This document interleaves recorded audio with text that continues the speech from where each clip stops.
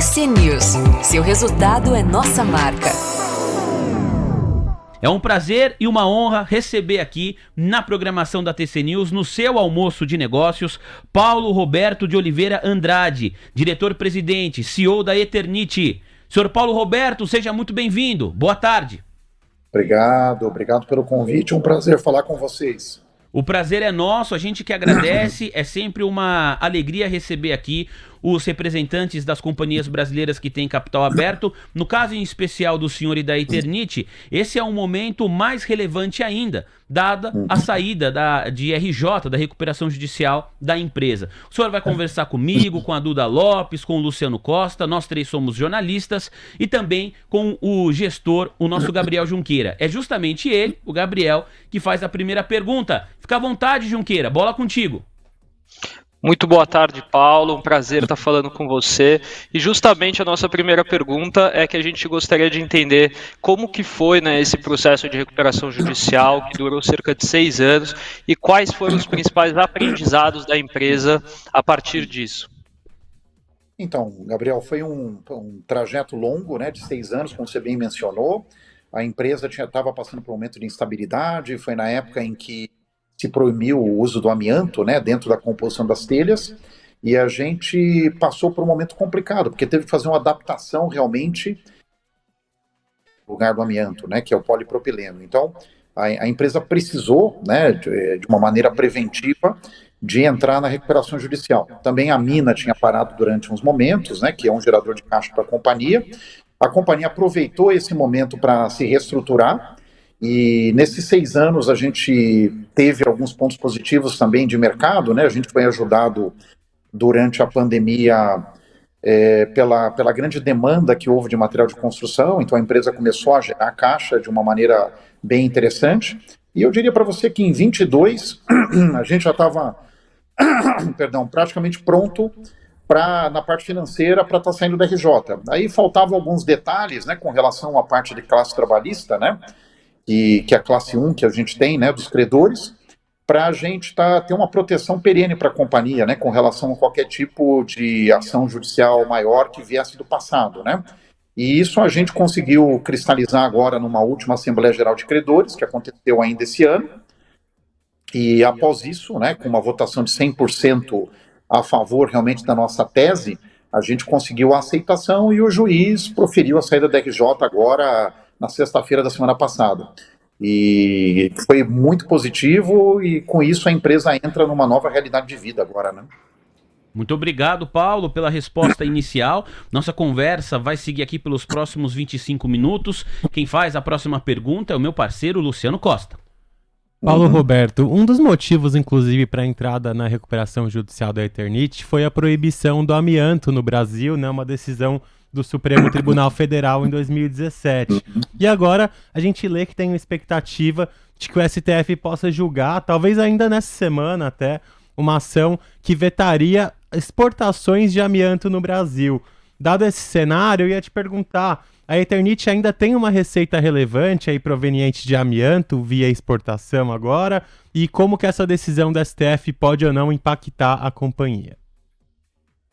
A resposta realmente tem uma receita relevante, mais ou menos 1/3 da nossa receita hoje vem da exportação de amianto. A gente sustenta esse faturamento através de uma lei estadual em Goiás, que nos permite fazer a exploração do amianto para exportação, né, 100% para exportação, sob normas super rígidas de controle de qualidade, de meio ambiente e de saúde, né, tanto é que a gente não tem reporte de últimos 20 anos dentro da companhia, né, na parte da mina, e a gente opera dessa forma, né, é relevante, né, mas a companhia, posso te falar, hoje passa por um momento também muito mais interessante, porque no passado a mina era basicamente o único gerador de caixa da empresa. Hoje não, os negócios de coberturas, né, que são 2/3 do faturamento, geram caixa, tem lucro líquido positivo, então a companhia sim, né, tem um impacto muito relevante, né, se a mina parar de operar, mas ela consegue tocar adiante. Ela tem condições realmente de ser uma empresa mais focada na parte de material de construção, especialmente na parte de cobertura. Tá? Perfeito, Paulo. Boa tarde. Primeiramente, eu te pergunto, então, seguindo essa mesma linha, se a companhia tem outros passivos ligados ao amianto que devem ficar no radar do investidor, como processos judiciais ou indenizações.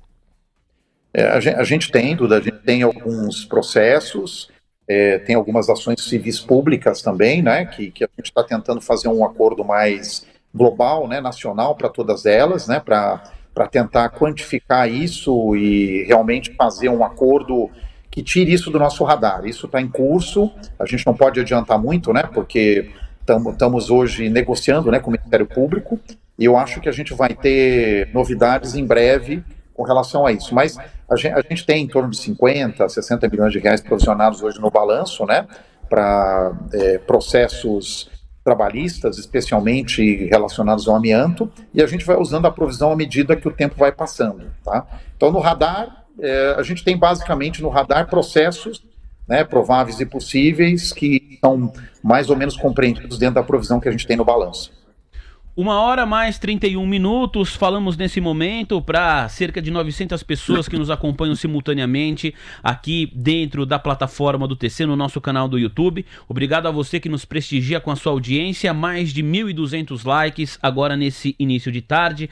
Obrigado Tata Moreira, membro do canal Pela Mensagem, Herbert Marques, Elis Pereira e o Alexandre Severovici, também conversando com a gente. Paulo, quero seguir nesta mesma toada, falando justamente sobre o fim desse processo de recuperação judicial. Quais são os objetivos de curto e médio prazo agora da empresa? Né? Para o investidor que está aqui conectado, acompanhando a nossa conversa, na prática, o fim da RJ facilita em que a vida da companhia? Então, acho que primeiro, os objetivos da companhia hoje são bem claros para a gente. A gente gostaria de estar diversificando um pouco os nossos produtos. A gente tem um projeto que é super relevante para a companhia, que são sistemas construtivos, que são esses tipos de construção modulares, especialmente, né, onde você deixa de ter uma mini fábrica dentro do canteiro de obras e você traz já paredes, pisos, né, prontos para encaixar ou já até montados, né, em cima de uma carreta, né. Então a gente tem investimentos bem grandes, é o tipo de produto que a gente faz, que são paredes, pisos, e forros. A gente tem investido bastante e tem um crescimento médio entre 20% e 30% ao ano. Hoje não é tão relevante dentro do faturamento, né? De um faturamento, por exemplo, numa venda mensal de 50, 60 mil toneladas, a gente só tem mais ou menos umas 4 mil toneladas desse tipo de produto, mas tem crescido 30%, 40% ao ano. Então aí a gente vê um crescimento muito grande, porque é uma tendência de mercado. E também no fotovoltaico, né, que a gente tem um projeto muito interessante de telhas fotovoltaicas, agora de um painel standalone, que a gente chama, que pode ser colocado em qualquer superfície que a gente está para lançar, que tem uma associação muito interessante nos nossos canais de venda hoje em dia. Então, mas por que eu falo isso? Porque são duas diversificações, mas o nosso principal objetivo hoje é usar a nossa capacidade instalada. A gente vem de um ano de 2021 que foi muito demandante, e nós decidimos ampliar a nossa capacidade. Hoje a gente tem uma capacidade instalada próxima a 100 mil toneladas de produto. A nossa venda hoje está mais próxima de 60 mil. Então a gente gostaria de estar explorando primeiro essa capacidade, fruto do investimento que o acionista colocou, inclusive com aumento de capital na companhia e de investimentos próprios. A gente tem hoje 2 novas fábricas, né? Uma 2 anos atrás que a gente comprou da concorrência, da Confibra, no interior de São Paulo, e uma construção de um greenfield, né, que foi inaugurado em março desse ano, no estado do Ceará. Com isso, nossa capacidade aumentou bastante e o nosso grande objetivo estratégico hoje é utilizar essa capacidade, né? Então, com isso, eu diria que o de curto prazo são os nossos objetivos de utilização de capacidade, investir no fotovoltaico e nos sistemas construtivos, né, de construções modulares. E o que a RJ nos traz nessa direção de ajuda? Vocês sabem bem, né? Um sobrenome de RJ é sempre um problema, né? Para você conseguir funding, inclusive a gente está pleiteando uma linha de crédito no Banco do Nordeste que, a princípio, está homologado, mas eles não trabalham com empresas RJ. A gente tem RJ, a gente vai voltar a pleitear essa linha de crédito em torno de 80 milhões de reais por uma construção da fábrica do Nordeste que saiu em torno de 187 milhões. E isso vai conseguir nos dar uma posição de renegociar as nossas dívidas atuais, de ter uma dívida muito mais barata, né, porque são dívidas geralmente bancos de fomento, são pré-fixadas, muito mais atraentes aqui para a companhia. Então, muda bastante, né? Muda essa parte realmente de funding, para a gente poder ser um pouco mais agressivo, inclusive, em novos investimentos, e vai mudar muito a nossa relação com fornecedores, né? Porque uma empresa com sobrenome RJ sempre tem algumas restrições para conseguir prazo de pagamento, para conseguir rodar o nosso capital de giro, muito mais em função dos fornecedores do que a gente faz hoje em dia, né? Acho que são os dois grandes efeitos que acontecem no primeiro momento, né? Muito obrigado pela resposta tão detalhada, Paulo. Mais uma vez vou colocar aqui o nosso público dentro da conversa. Obrigado pela mensagem, Cláudio Piva. O Zé tá falando aqui, tá achando excelente o panorama da companhia. Entendeu com as suas respostas que a empresa tem dinheiro e não depende do amianto para continuar o seu negócio. Acredita na tese, está comprando o papel. Assim como o Samuel Pena, que escreveu, eu também. Aí o Elo Klimber, o Zé e o Elo são membros do nosso canal. O Elo Klimber diz assim, Vini, se possível, gostaria de questionar o executivo a respeito da política de dividendos da empresa. Como fica essa situação? Obrigado, Elo, pela sua pergunta. Repasso aqui ao nosso convidado. Fica à vontade, Paulo. Não, mas é uma bela pergunta, porque todo mundo estranhava. A gente era uma empresa em recuperação judicial até a sexta-feira da semana passada e a gente tem distribuído dividendos nos últimos 2 anos, né? A gente tem uma política de dividendos, né, que está exposta no nosso site, onde a gente tem uma distribuição mínima de 25% do lucro da companhia líquido, né, como dividendos, e nós pagamos JCP também. E então a gente vai continuar com a mesma política de dividendos, né? No primeiro trimestre a gente acabou não acusando lucro, né? A gente ficou no 0 a 0 em termos de lucro líquido, mas agora no segundo trimestre sim, a gente já começa a pagar JCP e imaginamos que nos trimestres vindouros a gente continue com essa política de pagamento realmente de JCP, né? E de dividendos. Muito obrigado. Gabriel Junqueira, devolvo a palavra para você, fica à vontade. Paulo, hoje a Eternit é líder no mercado de telhas no Brasil. E aí é natural, né, que o investidor, quando olha para esse papel, ele vê ele como uma derivada do setor de construção civil. A performance das construtoras, especialmente as de baixa renda, tem sido muito chamativa. A gente teve hoje, por exemplo, o resultado de Direcional, né, que está com uma performance muito boa. Não só ela, mas as outras pares da baixa renda, principalmente ligadas ao Minha Casa Minha Vida, têm entregado resultado. Como que o investidor pode interpretar isso na Eternit, né? Quais são os efeitos dessa onda aí na empresa? Então, a gente tem uma aposta muito forte no programa Minha Casa Minha Vida, né, na volta realmente do dinheiro, né, que está direcionado para o PAC, né, Minha Casa Minha Vida é um dos grandes projetos do governo, e a gente tem sim uma entrada muito grande com essas construtoras todas, né, mencionou Direcional, né, MRV, todas essas que estão mergulhadas no Minha Casa Minha Vida. O nosso produto é um produto para construções de baixo custo. Então, a gente tem participado, a gente está homologado dentro dessas construtoras e a gente está esperando realmente esse momento acontecer, porque está no início realmente, né, do aumento de demanda para construções de baixo custo e a gente vê uma demanda aumentando. O que aconteceu, até para explicar um pouco melhor para o mercado, em 2021, para vocês terem uma ideia, teve a pandemia, as pessoas não tinham o que fazer com dinheiro. Então, todo mundo ficar em casa, fez um puxadinho, aumentou realmente alguma coisa na casa e muita gente trocou telhado. Então a gente mede, por exemplo, a nossa demanda, mais ou menos, do mercado de telhas. Hoje, mais ou menos, né, a tonelagem média anual mensal do nosso mercado é na faixa de 180 a 190 mil toneladas, né? E a gente tem 60 mil toneladas, mais ou menos 30% desse mercado. Em 2021, a demanda subiu para quase 350 mil toneladas. Então, em 2021 e 2022, as pessoas com essa pouca alternativa, né, de gastar o dinheiro que tinha no bolso, fizeram várias ampliações, reformas na casa e, de alguma maneira, trocaram muito telhado. Então, a gente acha que algum estoque de telhado foi trocado. Então, 23 houve uma queda de mercado, 24 a gente está sentindo agora a recuperação e a gente acredita que com Minha Casa Minha Vida e com as pessoas, depois de passar esse boom de troca de telhado, a demanda volta a aumentar a partir do ano que vem, tá? Então, acho que são os dois grandes vetores, né? Essa necessidade realmente da troca de telhado de novo, né? Que grande parte da nossa venda é para manutenção, né, dos telhados já existentes, e a Minha Casa Minha Vida, né? Além disso também, é uma pena falar, mas a gente tem o desastre no Rio Grande do Sul, né, com várias construções foram destruídas, que têm que ser refeitas. Ainda não começou essa reconstrução, mas a gente acha que o Rio Grande do Sul vai ter uma demanda muito grande, né, que deve começar agora, a partir desses meses aí de setembro, outubro para frente, que o dinheiro já chegou e as pessoas começam a reconstruir as casas. Então, esses 3 são vetores que eu acho que fazem o mercado dar uma recuperada a partir de agora e está todo mundo muito confiante. Perfeito, Paulo. Para a gente seguir, gostaria de te perguntar agora sobre a produção de telhas solares.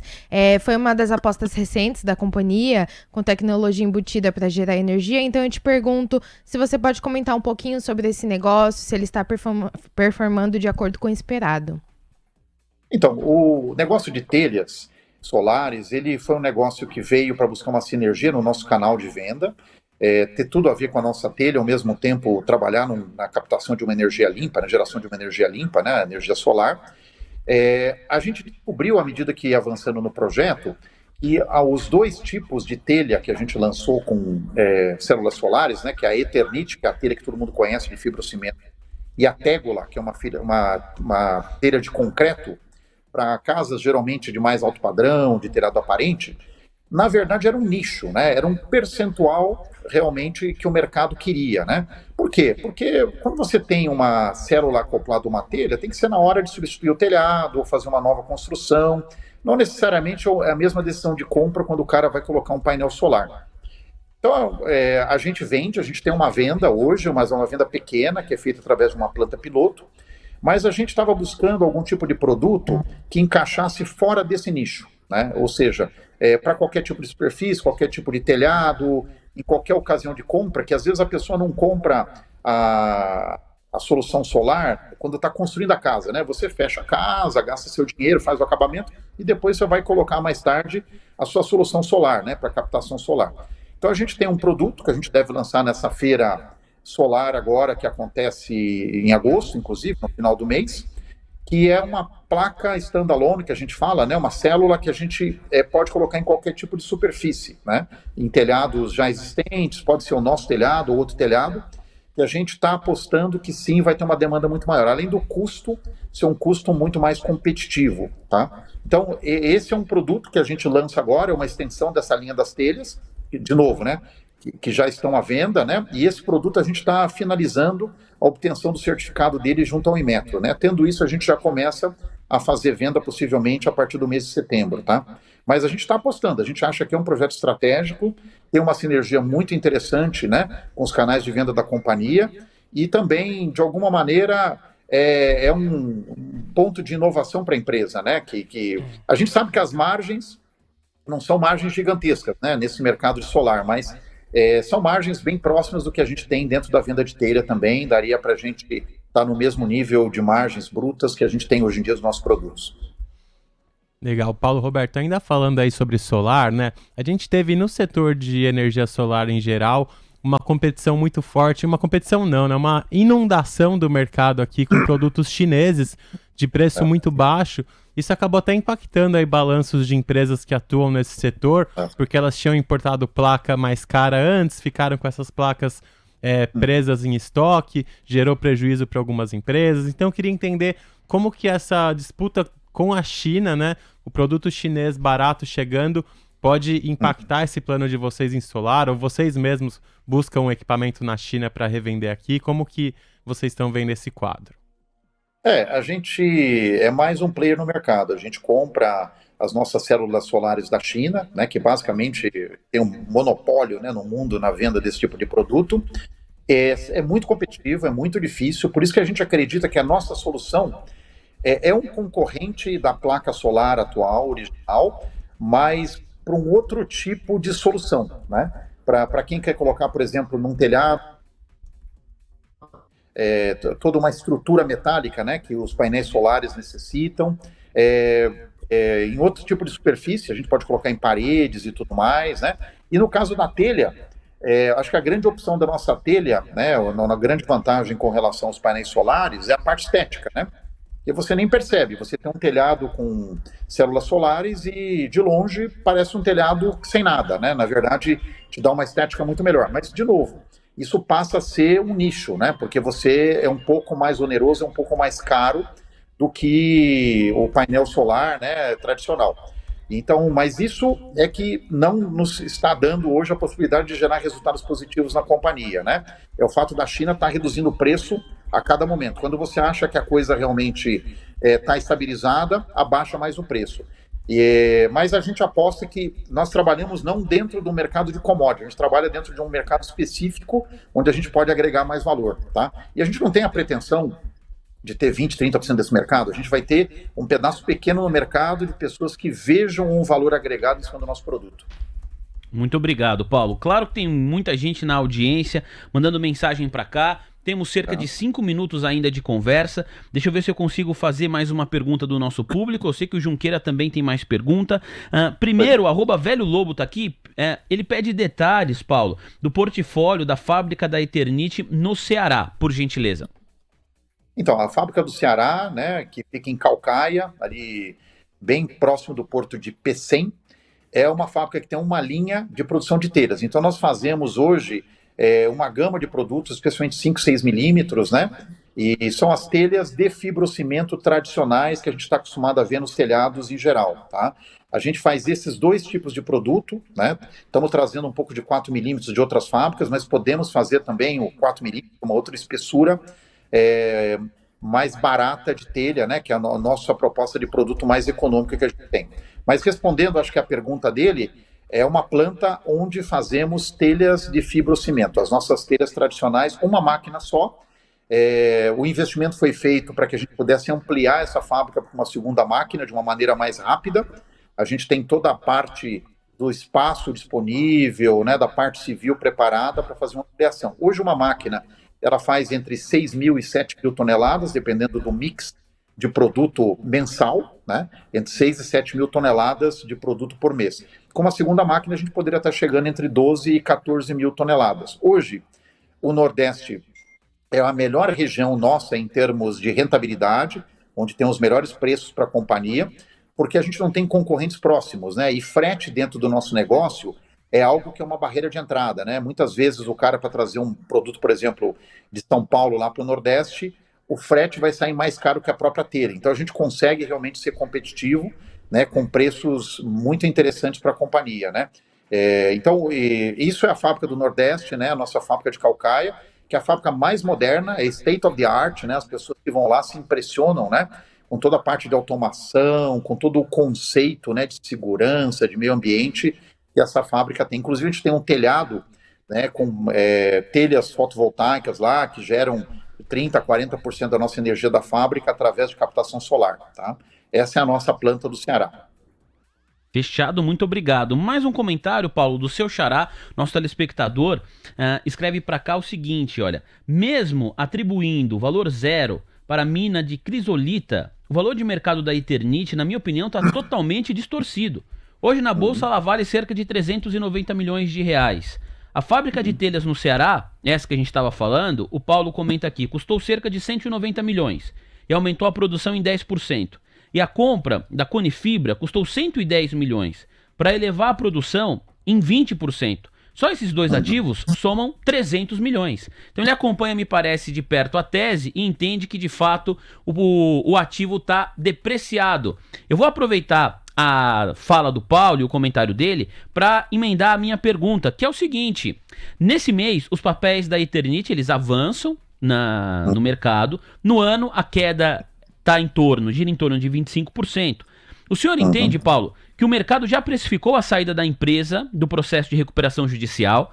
E na sua visão, tudo o que conversamos até aqui, os novos projetos, os objetivos da Eternit, tudo isso vai ser precificado no preço de tela da ação?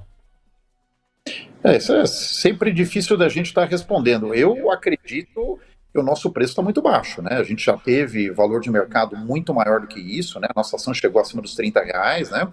E hoje a gente está muito mais pujante do que foi no passado, né? Com 2 novas plantas. O Paulo, né, que é o meu xará, ele falou muito bem, a gente teve investimentos nos últimos 3 anos a 4 anos em torno de 500 milhões de reais, se você somar os 187 milhões de Caucaia, mais os 110, que depois foram 120 milhões, né? Com um bônus que a gente pagou para o vendedor da fábrica da Confibra no interior de São Paulo, e mais vários investimentos de aumento de capacidade, investimentos na planta solar, sistemas construtivos também, né? A própria planta de Manaus, que a gente tem uma produção própria de polipropileno, né? Que é o substituto do amianto dentro das nossas telhas. A gente teve um investimento super expressivo também na fábrica de Manaus para sair de uma capacidade em torno de 800, 900 toneladas mês para 1.500 toneladas mês, ou seja, a empresa mudou, né? Você pega uma empresa de 3 anos para cá, ela está muito mais pujante, uma capacidade instalada muito maior. Como é que pode valer 300 milhões de reais uma empresa que colocou 500 milhões nos últimos 3, 4 anos, né? E por isso que eu acredito, acho que a tese dele se sustenta. Eu acho que a mina já está precificada, né? Fechamento, se houver, a gente aposta que não vai fechar, né? Que a gente tem a oportunidade do ativo, e está muito, muito abaixo do que a gente imagina que seja o valor real, né? O valor justo, o fair value da companhia, sim. Vou passar a bola para o nosso Gabriel Junqueira, reta final da participação do Paulo Roberto de Oliveira aqui com a gente. A sua última pergunta, Junqueira. Ô Paulo, um dos acionistas de referência da empresa é o Luiz Barsi, com 5%, né, do capital social. Como é que é a atuação desses investidores? A presença deles impactam o dia a dia da companhia? Olha, é uma honra, né, tê-los, assim, ele, o Lírio Parisotto também, né, que é um outro acionista de referência, o próprio Décio Gomes, que é um outro também acionista de referência. Eles não são controladores, né, cada um tem uma parcela da companhia. Não existe nenhum bloco de controle, não existe nenhuma organização entre eles, e eles têm, na verdade, pessoas que indicam para o conselho administrativo, né? É um conselho independente, né? Mas com indicação, logicamente, dos acionistas, né? Como eles têm uma participação mais preponderante, né, na companhia, acabam sendo indicados deles, mas, logicamente, todos são conselheiros independentes, mas os acionistas em si, eles não têm nenhum tipo de participação direta na companhia, tá? É simplesmente uma participação normal, como qualquer acionista de Petrobras, de Vale, teria a partir dos indicados para o conselho administrativo, né? Que eles têm o direito de indicar. Mas para a gente é uma honra, né? De ter uma pessoa, por exemplo, como o Luiz Barsi, né, o próprio Lírio, o Décio, né? Como nossos acionistas, né? Que são formadores de opinião no mercado, fazem apostas que são muito assertivas dentro do mercado de capitais. Mas, respondendo a sua pergunta diretamente, não tem nenhum tipo de influência direta na companhia. Muito bem. A última, do nosso Luciano Costa, e terminamos a conversa por aqui. Conversa boa passa rápido, essa foi voando. Luciano, você faz as honras da casa. Andrade, como vocês acabaram de sair aí do processo de RJ, a minha pergunta final era mais te pedir para comentar um pouco sobre como está a solidez financeira aí da companhia, como que estão as finanças, a alavancagem e a capacidade de vocês aí para o novo ciclo. Olha, a gente está super tranquilo com relação a isso. É uma empresa que tem um lucro positivo. A gente está passando por um momento que é um momento ainda de estresse no mercado de material de construção, né? Que as margens elas estão abaixo do que já foram no passado, mas a gente acha que tem uma recuperação.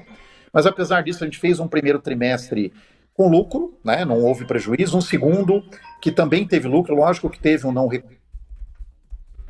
A gente conseguiu oferir lucro também. A gente imagina que tem trimestres aí positivos que vão vir, e hoje, em termos de alavancagem, a gente tem uma alavancagem super responsável, abaixo de 2 vezes, né, a geração de caixa da companhia, né, a gente tem uma dívida bruta, né, em torno de 160 milhões de reais, né, e uma parte, inclusive, de banco de fomento, né, e uma outra parte com juros baixos de ACEs, né, que são adiantamentos de exportação que a gente tem, né, de curto prazo. Então, acho que tem uma dívida super responsável, acho que é um grande ponto, né, uma empresa como a nossa que está em recuperação judicial, a gente tem que estar vigilante com relação ao nosso endividamento. E respondendo a sua pergunta, estamos super tranquilos, a gente consegue fazer realmente uma gestão dessa dívida de uma maneira super responsável. A gente passa agora a diminuir dívida, né, porque a gente teve num momento de investimento muito alto, né, como a gente comentou, a planta de Caucaia, ela absorveu quase 190 milhões de reais da companhia, né, de capital próprio, né, por isso essa dívida que teve um aumento, né, nos últimos meses, e agora, à medida que o investimento já está pronto, a gente não tem grandes investimentos, mais de manutenção de CAPEX e tudo mais, a gente acredita que vai ter um reflexo interessante na nossa dívida. E agora, como eu acho que falei antes, né, saindo da RJ, a gente vai buscar linhas de crédito mais interessantes, vamos inclusive buscar bancos de fomento que já homologaram, né, o nosso pleito realmente, e faltava simplesmente a CDRJ, e com isso a gente vai conseguir fazer possivelmente troca de dívida mais cara por dívida mais barata, né?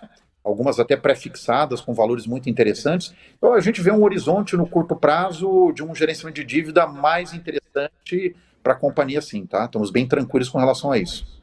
Nós conversamos no seu almoço de negócios com Paulo Roberto de Oliveira Andrade, CEO da Eternit. Paulo, obrigado pelo espaço na agenda. Agradeço também muitíssimo ao Anderson, que fez o meio-campo para que essa conversa saísse do papel. E os microfones da TC News estão aqui à disposição para uma próxima oportunidade. Muito obrigado.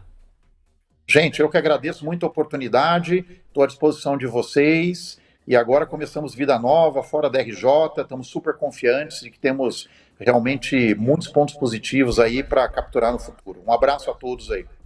Obrigado, muito obrigado. Conversa especial para você que está aqui conectado em tc.com.br e no nosso canal do YouTube. TC News. Seu resultado é nossa marca.